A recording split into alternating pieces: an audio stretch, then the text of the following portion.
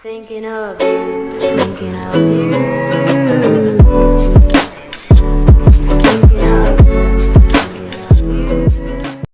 Hello ma'am, good morning and welcome back to my channel. The ma'am kamai taunarige ngarang se ko nungdang da nong se fazana chu hareba do ayukta so chudi churame khara do hajik se khara nungsa sadore do nong se churambagi jongo sumang se fazana chot liaba thabak ti loin loi ma'am da ma'am to tamai thaba se chalore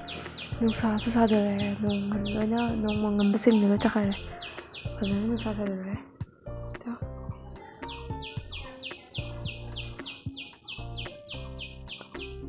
Faladong nusimyam kuchi makon nga tare mapan gi thabak loi lesson ba loiraga tu thamai tha ba loira matong da breakfast ki tan se sumai da myam pikna tawraga hadi tan di oiraga ko puri dumain tawra chabado chaningi ba ko dona tan do pak na hauraga sumai na pik na ka ko puri type da tawraga chaga thakna bai haina haure ne do myam sumai tawra charabsu hawani myam su try taw hawani sign taw se do khara dingange ata sinara do dikhangde do sumaina tawraga tan khara hawrani dai charani chaga tawraga ngasi ge ayuki breakfast oina the ma'am say sakalai egi cha tan ani hum khak tawraga changau ko rojina lolame do sign tawraga hajik charani weather se ma'am tum nong chuna laireba se hajik khatang farai ni do so dum nong chu lai hajik se weather se sumaina dum tawna laire do yenta cha thaki ke ma'am the ma'am ai ngasi jarum thonge dramine se yong khamen jimbi se yong phaja drama chu se pura ngasang ngang dina dagi jarum se phut paloreba hajik talo thopa tangai duni mi khu ga se bang kara dana do hajik ai se ngau ge toy ni jarum se khara ngau rani do raga thongani kaino se alu su phut paloreba to se tamme dagi hajik se ngau rani hana jarum cha na ngau gi ge me ngau bolore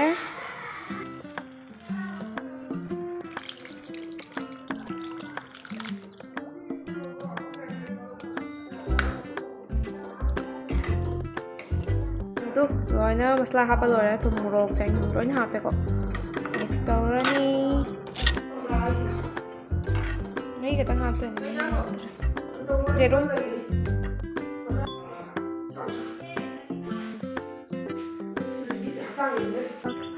cái này cái số đúng ra bán rồi nhưng không ra rồi đấy hapa cái này ra rồi ra rồi này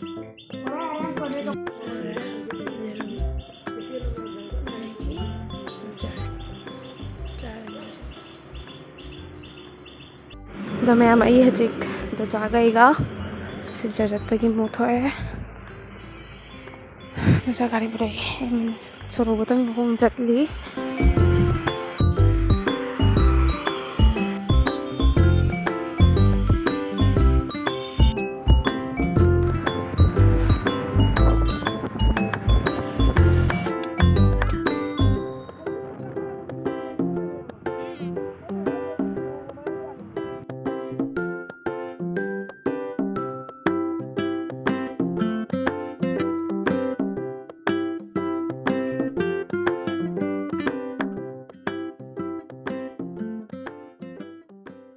Mumbai gari ni ma'am moi se kai have Amarjit Indira Amarjit waits Indira mai dai mali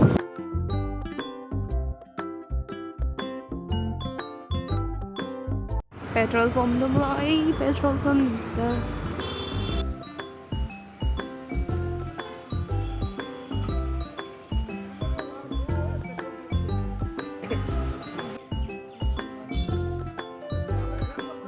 đi giao rồi tôi full tao đi bật Silchar lag ko 150 rupees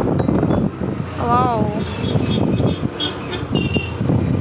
thong lan rồi mẹ em thong Silchar ki thong ai dia ko Silchar da laga ada ki tôi singe ma ko u ba se si se u ra jam nungai bo nên tôi sẽ cao với ngay liền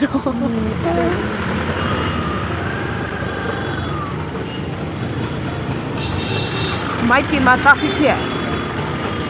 ꯂꯣꯏꯔꯦꯗꯅ ꯑꯩꯈꯣꯏꯕꯨ ꯀꯩ ꯅꯨꯃꯤꯠꯇ ꯌꯧꯍꯧꯗꯣꯔꯤꯒꯦ ꯇ꯭ꯔꯥꯐꯤꯛꯁꯤꯗ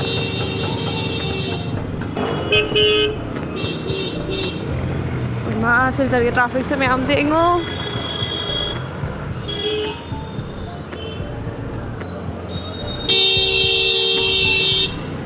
amaga pipa ni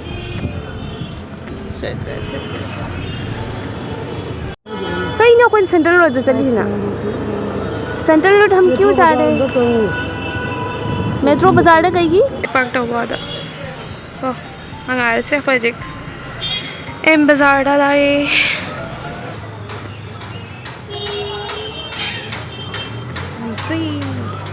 तो मैं मोई mall मनूंगा video का P देगा दो कोई फी खर तुम ले रहे तो चाकी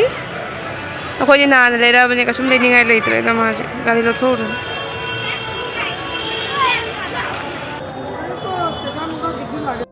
गाड़ी थम बही रो तो क्या लो इबा काना लेने पिरम मुहे ले ना ले परे आइते guys ada mulai meow itu saya गाड़ी से जाऊँगा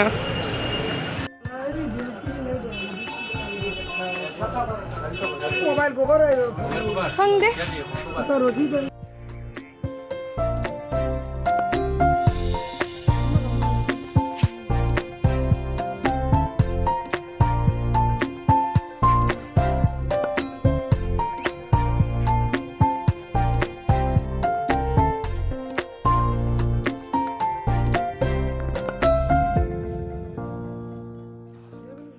सही ना में वीडियो कर लेते हो थोड़ा सा रसोई से ले रहे हैं तो सही से अंगो भी जैसी नहीं लपी रमो चलो सी क्या हार्डवेयर के दुकान पे मिल जाएगा कितने समय लगती है तो मैं कोई हजिक मेला हौरीरा हौजरीरा खंगदे दो जेंगबा अदुम चटलेने सोंदा तैसु थबक तैसु वाटलेबको अदुसु चटपो होइना लासु दुम जेंगदोरासे हैना कोई जी दी गनी मेला कोई बला गनी मेला ओरम दरे एरिस्टो जाइम दा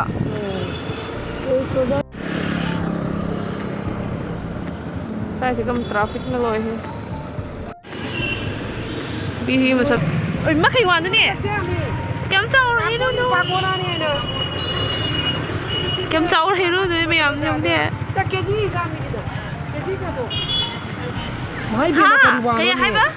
220 ने 220 आइरो 320 आइरो पाकी रोय बसे पाकी रो तुम पुम्बनी लोय ना हामी और आचे राखिया तो सब सीताबोन क्या जो कमाई तो गयो जिंदगी में कभी नहीं देखा बोला बसे बोला गंगा बोले नहीं दूरी बसे कौन दिन चानिंग ब्रो चानिंग दे मैं पाम्बी में जगह लगे जाऊं यूं यारे पाम्बी से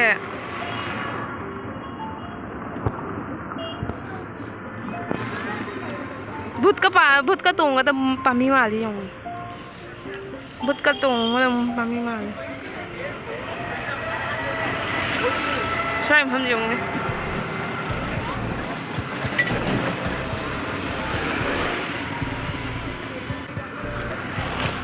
चाले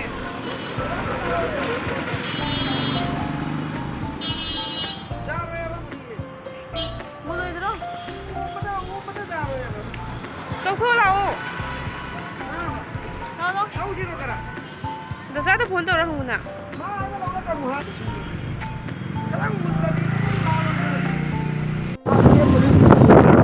कहीं ना से कहीं ना हजी तो कहीं ना सा साम भाई फिर ओ गेम दो मैम आई चागा चली से लंबी खंगबसु ओइना दम वीडियो से दम कापिनेबको मैम नदी बोर ओरम जाय दो आईदी खंगनबै हाना दम कापिनी हेंग कोनसु चटपदा खंगनबै हाना को से हजे हजे की लांगी दो केनो ने हाइबा केम ने हाइबको दो स्वाइदा आर्मी की एरिया ओइबा दुना से स्वाइ से खरा इंगी दोएगी सेगी अकम फाउदो को जिक मेडिसिन लवम हम दो को चट के तो इने मैम से जिंग मिनसी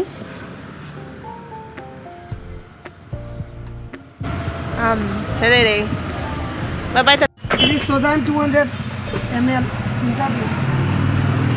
Hoy se ini hirak logi do. Pepper में से.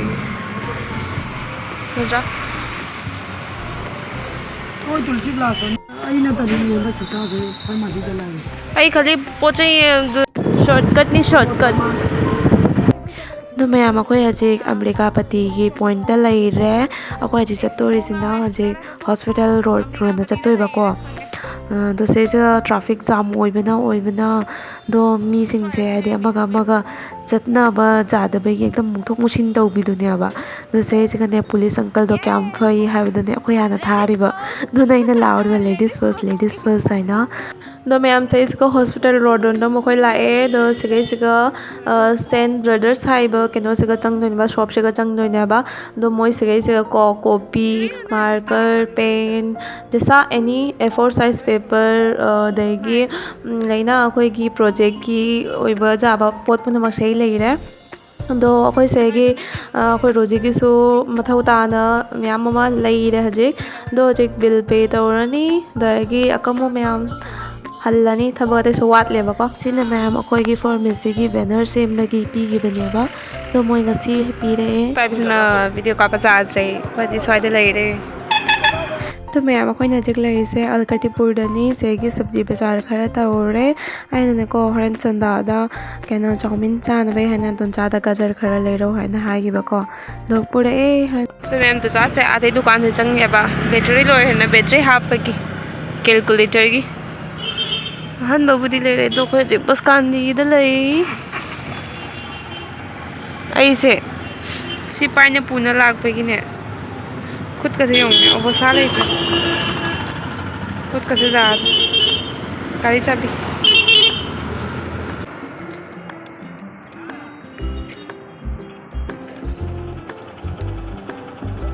गाड़ी ऐसे खल ले बके तुम मत हुए ना कैलकुलेटर से तो मैं am ako'y halagpa kuire da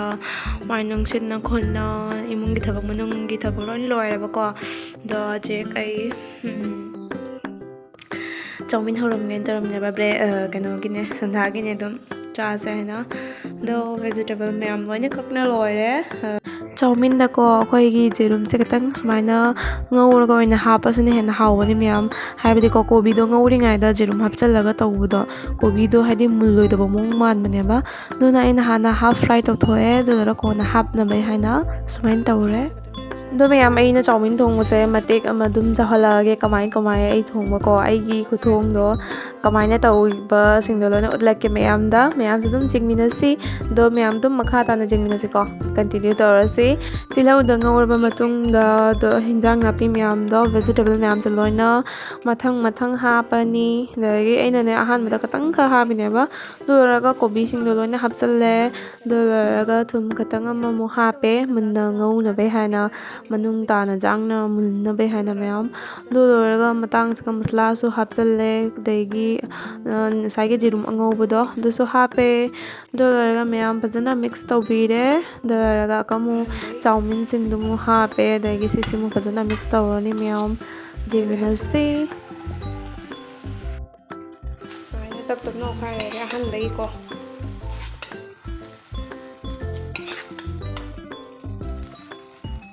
Yum, chowmin hoba loire. So now it's time to serve it. Say hajik serve to raga utlage kamay mein to do. Tada! Yum, salire. Serve to loire swine to re. Machu se kaino hong camera da fazana capture hoye jada to see ni my real color se see hoy do ni yong to. Do mayam ai cha bai dum utlak ke do ai wa di jam ngang ore mayam wa su ware Silchar de halak pada do tan su talle ba la ga chawmin ma hore chaning man ngina do na dum ai cha ra ge mayam jam na ka sum wa ngang ore ge do sun jeng min si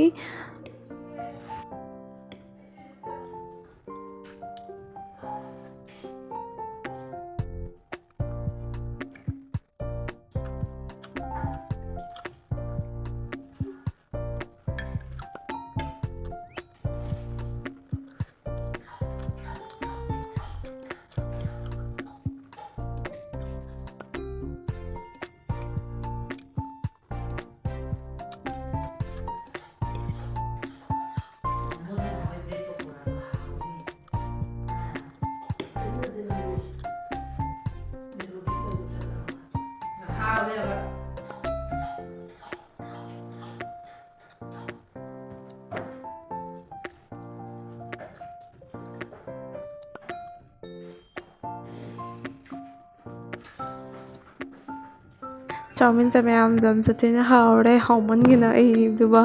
ꯆꯥꯕ ꯉꯝꯗ꯭ꯔꯦꯕ ꯑꯗꯣ ꯃꯌꯥꯝ ꯑꯩꯒꯤ ꯉꯁꯤꯒꯤ ꯕ꯭ꯂꯣꯒꯁꯦ ꯁ꯭ꯋꯥꯏꯗ ꯁꯨꯝ ꯂꯣꯏꯁꯤꯟꯖꯔꯒꯦ ꯅꯨꯡꯉꯥꯏꯕꯤꯕ ꯇꯥꯔꯗꯤ ꯃꯌꯥꯝ ꯂꯥꯏꯛ ꯁꯕꯁꯀ꯭ꯔꯥꯏꯕ ꯁꯤꯌꯔ ꯇꯧꯕ ꯀꯥꯎꯕꯤꯒꯅꯨ ꯑꯗꯣ ꯉꯁꯤꯒꯤꯗꯤ ꯁ꯭ꯋꯥꯏꯗ ꯁꯨꯝ